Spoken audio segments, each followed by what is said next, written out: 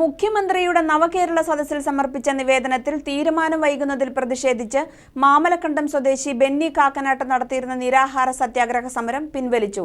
തഹസിൽദാർ നടത്തിയ ചർച്ചയെ തുടർന്നാണ് സമരം അവസാനിപ്പിച്ചത്.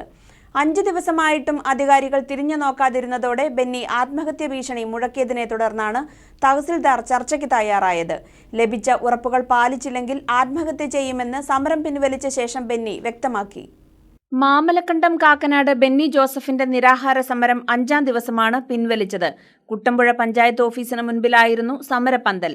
നവകേരള സദസ്സിൽ വിവിധ ആവശ്യങ്ങൾ ഉന്നയിച്ചുകൊണ്ട് ബെന്നി നിവേദനം നൽകിയിരുന്നു. ഇതിൽ തീരുമാനമാകാത്തതിനെ തുടർന്നാണ് ബെന്നി സമരം ആരംഭിച്ചത്. 5 ദിവസമായിട്ടും അധികാരികൾ തിരിഞ്ഞു നോക്കിയില്ല. ഇതോടെ ബെന്നി ആത്മഹത്യ ഭീഷണി മുഴക്കി. ശനിയാഴ്ച 5 മണിക്കകം അധികാരികളുടെ ഇടപെടലുണ്ടായില്ലെങ്കിൽ പെട്രോൾ ഒഴിച്ച് തീ കൊളുത്തി ആത്മഹത്യ ചെയ്യുമെന്ന് ബെന്നി പോലീസിനെ അറിയിച്ചു. പെട്രോളും വാങ്ങിവെച്ചിരുന്നു.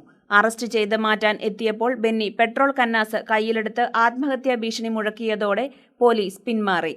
പിന്നീടാണ് തഹസിൽദാർ AN ഗോപകുമാർ ബെന്നിയുമായി ചർച്ചയ്ക്കെത്തിയത്.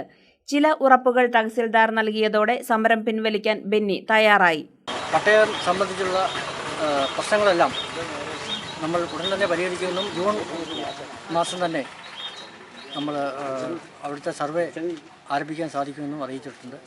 അതനുസരിച്ച് ഇവിടെ നിരാഹാരം അവസാനിപ്പിച്ചതായിട്ട് ശ്രീ ബെന്നി അറിയിക്കുന്നു. വലിയ സന്തോഷം. മറ്റാവശ്യങ്ങൾ ഉടൻ തന്നെ ജില്ലാ കളക്ടർ ഇന്ന് തന്നെ നമ്മൾ റിപ്പോർട്ട് ചെയ്യുന്നു.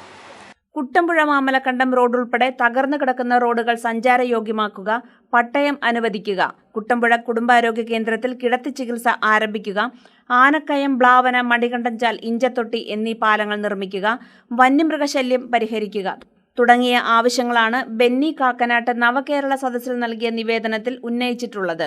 മാമലക്കണ്ടം റോഡിൽ 5 കിലോമീറ്ററോളം വരുന്ന സ്ഥലത്ത് കോൺക്രീറ്റ് കട്ട പതിച്ച് വീതി കൂട്ടി പതിച്ച് നിർമ്മിച്ച് തരണം എന്നുള്ളതാണ് ആവശ്യം. ഒന്നാമത്തെ ആവശ്യം അതാണ്.